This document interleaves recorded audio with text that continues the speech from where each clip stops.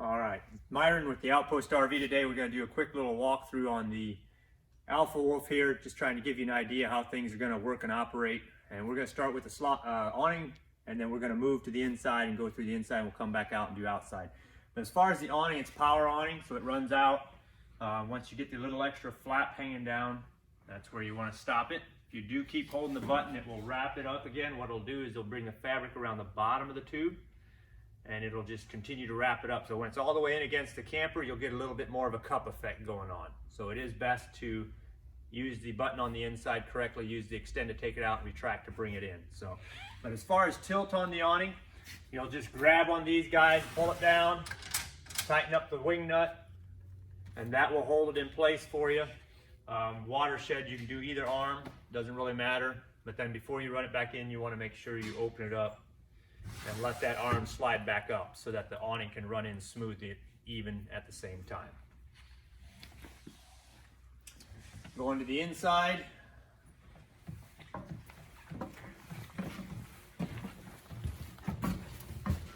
We'll start right on the inside here.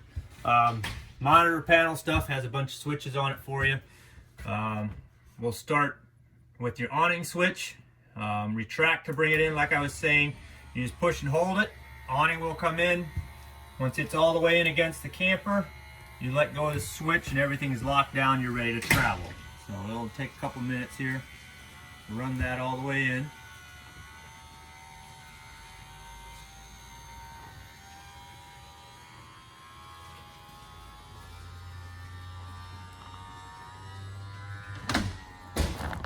Locks in, you're done, you're ready to leave with that. Slide room button is right beside it, and there again it's just push and hold. Slide room comes in, same thing going on. You just push and hold until everything stops.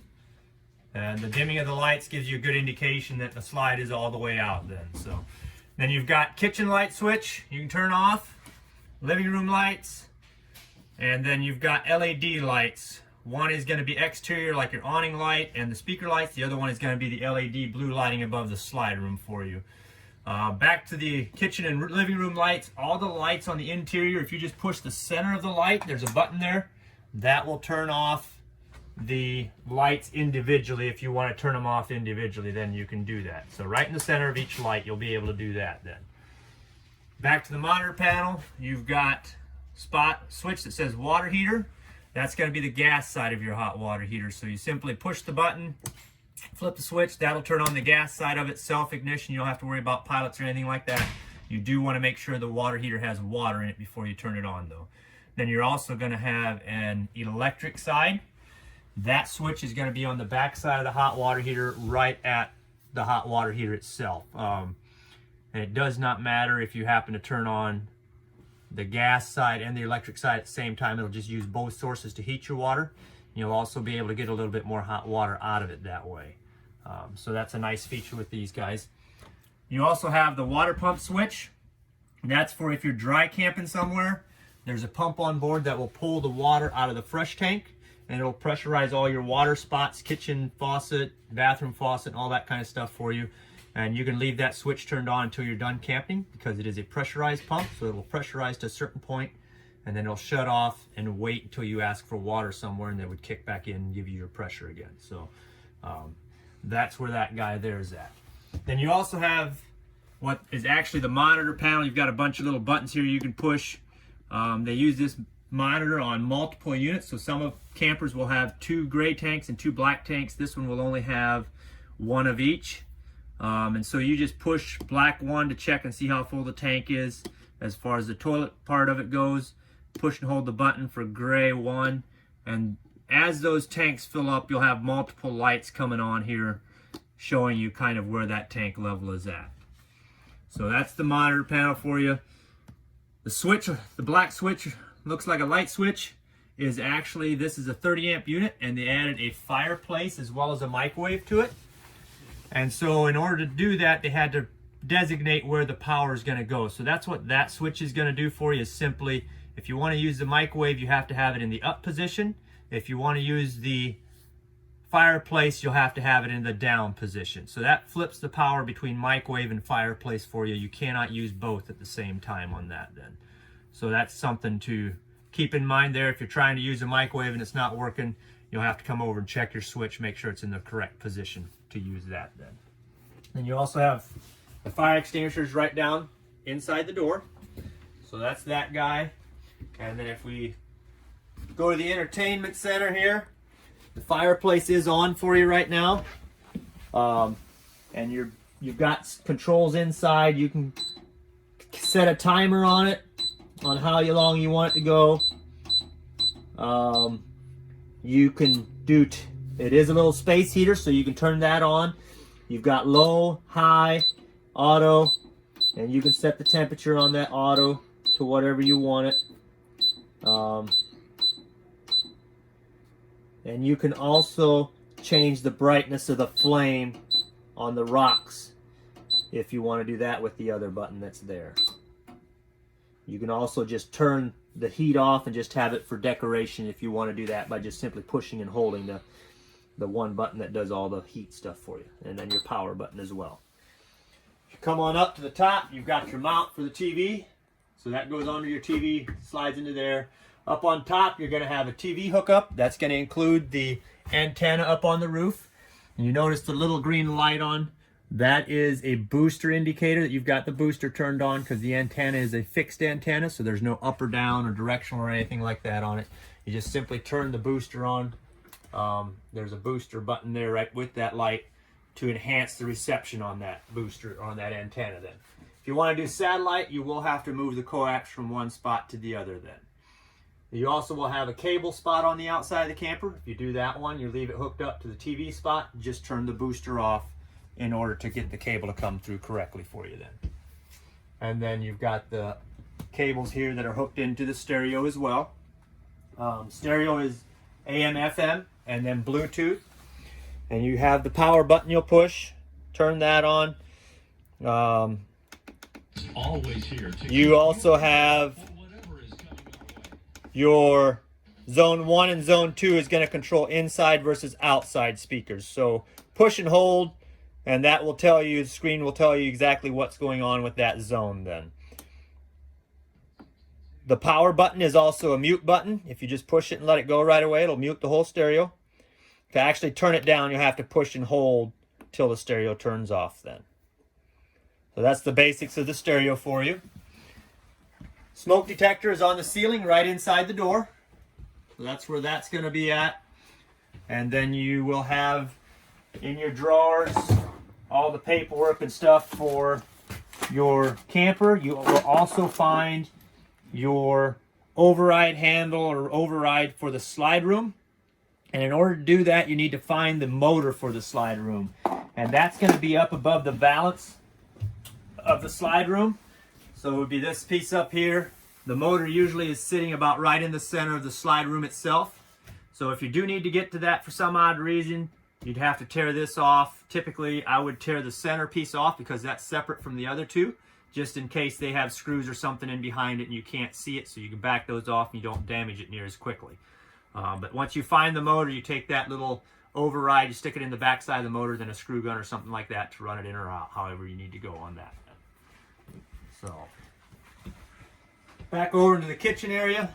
Microwave, like I said, you have to have the switch in the correct position in order to use it. So if I flip it into the up position, you'll notice the microwave comes on, and then you're free to use the microwave. And it's just a standard microwave. There's nothing special on that guy. Range hood is pretty typical as well.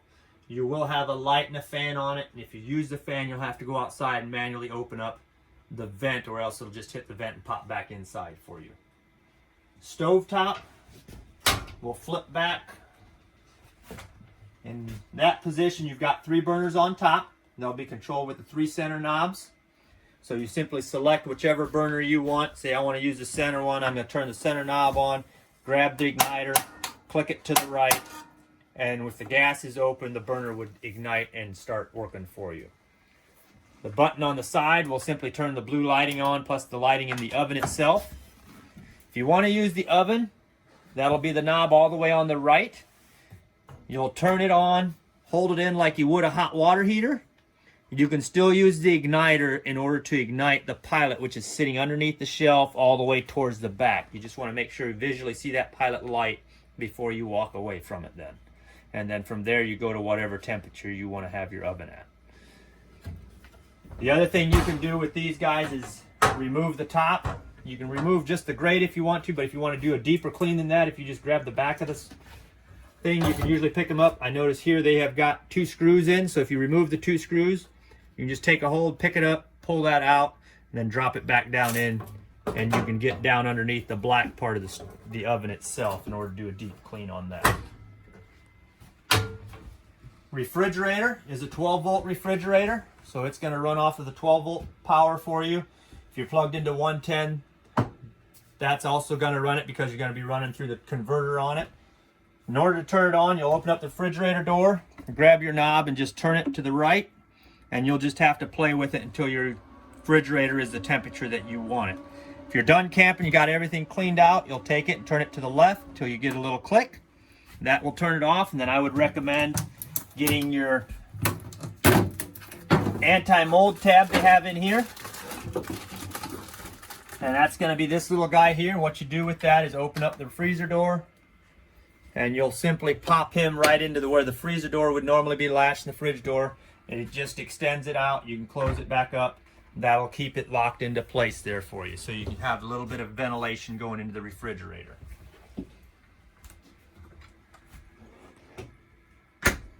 So that's your refrigerator freezer for you. Very simple to use. Down underneath that, you're going to have your breakers and fuses, is what that's going to be. So breakers on one side, 12-volt fuses on the other, and they're just simply little blade fuses, so there's nothing special on that as far as finding blade fuses. They also have a converter tucked into here, so if you remove the 2 screws, the cover plate will come off. Your converter is going to be sitting down in here if you ever need to mess with that guy. But that converter, whenever you plug into shore power, will run your 12-volt lights and anything else that might be 12-volt. It will also charge your battery for you at the same time. So that's all contained into that guy right there. Back up beside the refrigerator is going to be your thermostat.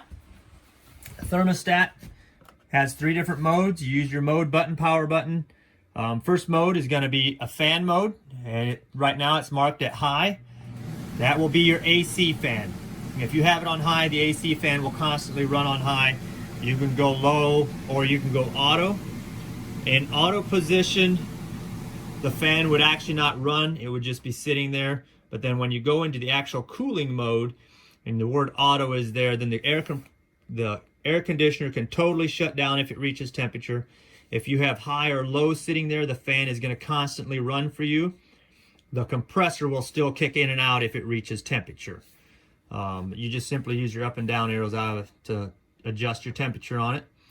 And then also the furnace is self-ignition, so you don't have to worry about pilots or anything like that on it. But here again, if you have high or low here instead of auto, the AC furnace is also going to run for you, or AC fan is going to run for you, even though the furnace fan is running. So there's 2 separate fans there. If you don't want that AC fan running, you go all the way back to the fan setting to put it into auto and go back into the furnace, and that will shut the AC fan off for you after a while, and you just have the furnace fan running. And then your off button, power button, will be into the off screen again. Nice size pantry. The light in the pantry, you will have to push the center of the light in order to turn that off. So that's that. And then down just before you go into the bunks, you're going to find a box, black box. That is an LP, carbon monoxide detector. It's tied into the 12-volt battery system, so you don't have to worry about changing batteries or anything like that in that guy. But he does the same thing a smoke detector does when the battery starts to dry down as well. He will chirp if your 12-volt battery starts to drain down as well. So something to keep in mind there. Just a simple little step here for you. Get up in, make sure you got that put away before you bring the slide room in so you don't crush it. Dinette, right now we've got it in the bed position. It's very simple. You just pick it up. You've got the table legs laying underneath and it just sits on top. Table legs sit on the bottom, and then you set the table on top of that. So it's very easy to set up into a table if you want to do that. And then the drawers on each side of the dinettes, make sure you pick those up a little bit when you pull them out, because they do have little blocks nailed on the bottom side to keep them from sliding in and out. These guys here, just simple push light there. Shades, you will push up slowly, pull down slowly, and then you'll discover you've got slider windows in behind most of those. So those windows are pretty easy to operate. And then the sofa itself is also a Jackknife Sofa. And that's also easy to operate. You will also find that you have a little bit of storage underneath it there if you want to do that. So just jackknife it out. You can lay it down, turn it into a bed if you need that for a bed.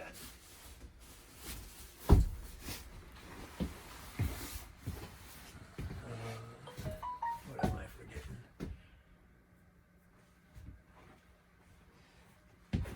We'll go up into the bedroom here. Just a little bit in here. Don't have a whole lot.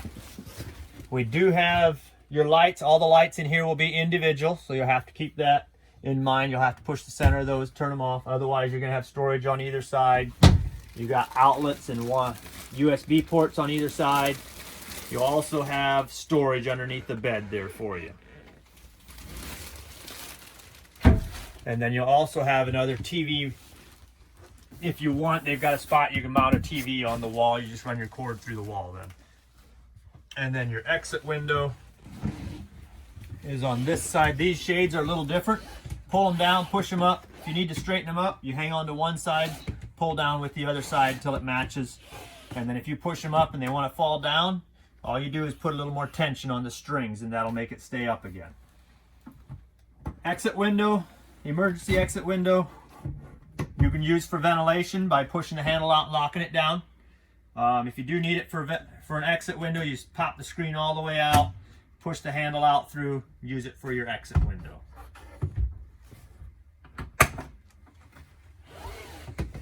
If we go back to the bathroom area again,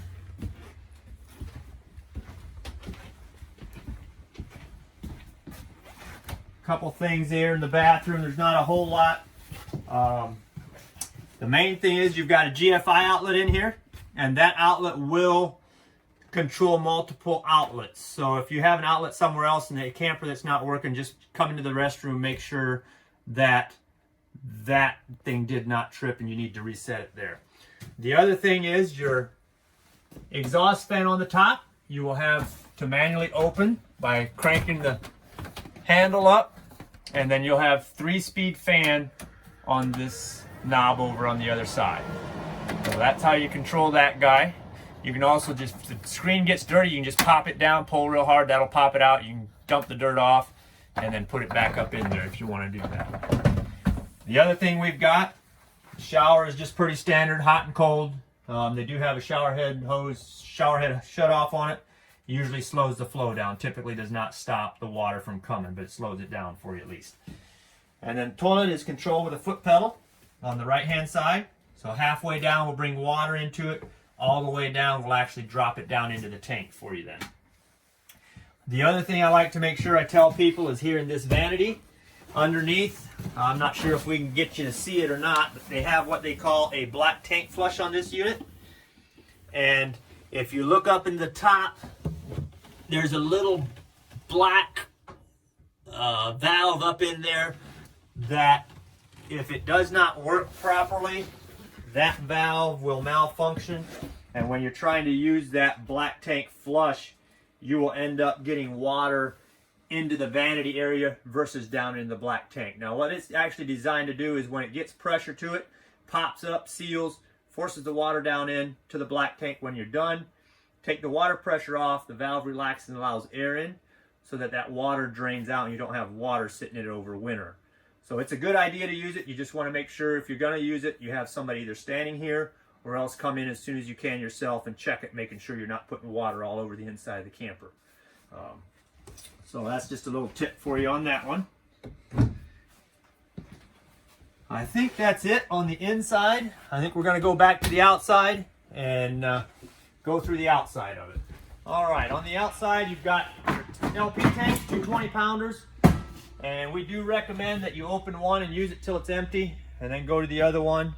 If you look here on your regulator, you've got a little knob on it. Some people think because the knob is pointing that way, the other tank won't work. It's not the case. If you open both of them will get used at the same time. What this guy here does is simply tells you whether this tank has gas in it or whether it's empty. So right now it's red. If I open it up, it's got gas in it, it will turn green for you. So if this one you're using, it turns red here, tells you it's empty, flip it over to the other side, it should turn green. If it doesn't, then you are out of LP. Batteries sitting in behind there as well. Then you also have your jack on the front, and just so you're aware, it does have a light and also has up and down, but then your manual override is right on top, and I'll show you where that handle is at here after a while for that tongue jack. So that's the front end. On the side, we've got solar panel prep. If you want to add a second solar panel, you can do that. Well, that's what that guy is. Just make sure you have a controller on that if you're going to add a second one. On the inside of the storage compartment, you've got your hose that goes to a spray port, manual override for the stabilizer jacks, and then on the far side you can see there is a battery disconnect and also your crank handle for the tongue jack as well are laying in there. So that's what's in the front storage area. And as far as your stabilizer jacks go, those are designed just to stabilize the unit. They're not designed to actually level the unit. So what they do is you push the button, both sides will come down. One may hit the ground before the other. Then it will stop and wait until the other side hits, and then you get equal pressure on both sides. So that's how those guys there work. So if you need to level side to side, recommend getting something to where your tires are going to be at and then backing up onto it or pulling up onto it to level side to side. Front to back, you just use the tongue jack for that. And if you are using these guys and all of a sudden you don't have any power, just give it about 10 to 15 seconds. They have a self-setting mini breaker on it that trips out sometimes. You just need to give it a little time to reset.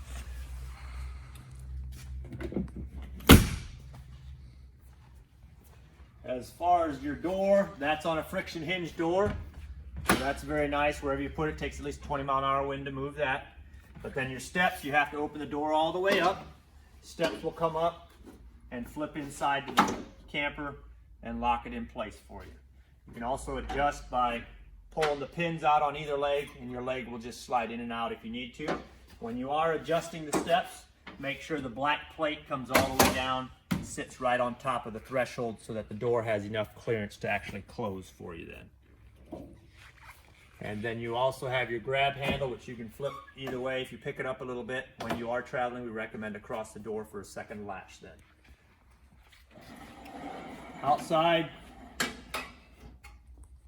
kitchen, you've got the stove top. Now that will need a lighter or match to light. You also have to hook up the hose, so you take the cap off. You've got the quick connect underneath that you can connect into, and that will run your outdoor stove for you. If you want water source, they have a port inside the kitchen area. That's where your blue hose would go into. So you can use your spray hose on into there and do what you want with that then. They also have an ice maker for you out here, and then also the little refrigerator on the outside, and that is a 110 refrigerator only. So if you do not have 110 power, you will not have a refrigerator on the outside that's working for you.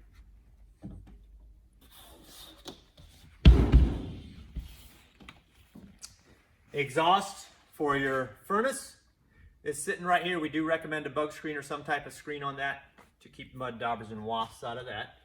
And then your range hood vent will be up top here. So that's where that will be located at. Tire-wise, 65 PSI tires is your max. They've got 3/4 inch lug nuts. They want you to check those lug nuts every once in a while. They actually say they put 100 foot-pounds torque on them. They want you to check that torque every 50 miles for the first 200 miles, making sure they don't come loose. So that's something you want to keep tabs on to start with. And then you've got your entertainment center on the outside. You can move the TV from inside to outside. You've got your hookups here for your TV stuff and a 110 power on the outside there. Step and door in the back is the exact same as the step and the door in the front, so we're not going to go through that. Same with the stabilizer jack in the back and the front is exactly the same as well. Your 4-inch bumper, you can remove the cap on it. Usually store your sewer hose in there if you want to. And then your spare tire, that's something you might want to check out too. I've been discovering that the nuts that hold the spare tires on are usually a little bit bigger than the actual lug nuts are. So you may need 2 different size sockets in order to take them off and swap them. Then up on the top, you've got your little black box that is a camera prep. So if you buy a Furrion brand camera, it becomes wireless, and you simply take a couple screws out, plug your camera in, mount it in there, and then whenever you turn your lights on for the camper, the camera will get power and it'll become a wireless system to a little GPS style screen that you have for your truck. On this side here, you've got your hot water heater. This guy here, you'll have an anoid rod, which is also the drain for it. And it'll go into this spot right here. Takes an 1 1/16 socket to put it in tight. So once you get it started, you'll take your 1 1/16 socket, tighten it down, and then make sure you fill the hot water heater up with water. Easiest way to check is when you've got water pressure is pull your pressure relief a little bit. And if you get water coming out of it, that means it's full. If you don't, then it's not full yet. You need to keep putting water into it. You'll also find the little on-off switch in the corner. That's going to simply be your electric side switch. So make sure that one is in the off position until you know you've got water in it. That way you're not heating up an element and putting cold water on it and blowing your element out. But like I said before, on the inside you can turn gas and electric on at the same time, and you're just going to get a little bit more hot water out of it doing that. Power cord, you'll have an outside shower sitting right here. And then we've also got a couple things sitting right here that can be a little confusing at times. You've got one that's marked as a black tank flush, and we talked about that inside. So if you're using this one, just make sure you go inside in the vanity there and check that pop-up valve. Make sure you're not getting water inside the vanity. You'll have a fresh tank fill, which will go into here to fill the fresh tank so you can use your water pump to actually pump water through your system if you don't have a water hookup where you're going camping. And then the last one is going to be your city water connection. So that's if you go camping somewhere or you're home and you got water pressure, you can hook up to there. That will pressurize the unit. You don't even have to worry about the water switch then, water pump switch. And then you also will find that they've got cable and satellite hookups out here. If you want to get to a campground that has those and you want to use them, you can do that as well. In the back storage compartment area, they've got a couple things in here that are pretty important to see as well. They have a bypass for the hot water heater, which I don't know if you can see it or not, but you've got the 2 valves in the position they are right now. That is in the bypass position because the unit's winterized and we don't want to put any antifreeze into the hot water heater. So we bypass it, and then once we get ready to use it the next spring, we will flush the system out by hooking water up and running it until all that antifreeze is out, and then we'll come back in here, flip the valves there, put our plug back into the hot water heater, and allow it to fill up that way. The other thing we have in here is the water pump. So that's sitting here. You've got a fuse, inline fuse for the water pump, so if it's not working, check that. And then we also have another valve sitting right here on the water pump. That's for winterization. So you can take this extra hose I've got in my hand and you can stick it into a gallon jug of RV antifreeze. Flip your valve so the handle part of it is coming out this way. You can go inside, turn the water pump on, and make sure you bypass the water heater. Then you can pump the antifreeze by just going to each one of your faucets, opening cold and hot side until you get the RV antifreeze through it. Once you've got the toilet, all your outside faucets, inside faucets, and everything done, come back out, pull the hose out, flip your valve, and you've got the unit winterized. So it's very simple to winterize with this little hose they've been adding on. Down underneath, you're going to find that you have your dump station. So the cap will come off, you'll put your hose on. If you are at a campsite that gives you full hookup to where you can dump right at the campsite, we still recommend that you leave the black tank closed until you are done camping or the tank is full. When you go to dump, we also recommend you open up the black tank first, drain it out, and then follow it with the gray hose, with the gray tank. So those 2, black and gray tank, are there. So dump those.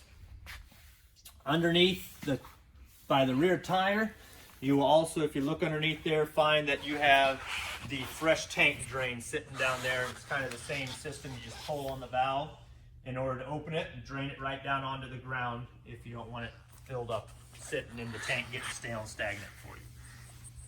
Then down underneath you will also have the low point drains. Those are simply if you want to drain the water line systems out so you don't have water sitting in it for a month or so if you're not using the camper. That way you don't have as much stale water sitting in there water sitting there getting stale and stagnant as well. So that's kind of all on the back end here. We'll move on up towards the front. I know we talked about this a little bit on the other side. It's a little easier to see. This is going to be the manual override for the tongue jack. You've got your power cord sitting here. And then you also have your battery disconnect. Now the battery disconnect is basically for if you're done camping and you don't want anything pulling power from your battery while you're not using it. If you flip that switch, that's supposed to shut everything off as far as inside the camper. A couple other things on the outside real quick are just the seals. Forest River does say that their seals are only good for 90 days and it's up to you to keep them up. And they use clear silicone on the sidewalls, and that's what they're basically talking about, is just the clear silicone seals. You check them again, make sure you're not getting cracks or voids from the unit flexing while you're going down the road. So sidewalls is just clear silicone on it. If you find something, inch on either side of wherever it is, and then tool it down with your finger a little bit. The roof has a rubber roof material, and that there we do recommend using like a self-leveling die core, a lap seal on that. It does a lot better job. Your silicone will not adhere to that up there. The roof is walkable. You don't have to worry about that. You can walk around up there and check your seals up there, and you just go over the existing seals as well up there. And then as far as washing, you can use pretty much whatever you want. RV wax, wash, car wash works as well. It's up to you what you want to do on that then. So hopefully that will help you out, and you guys have a wonderful day.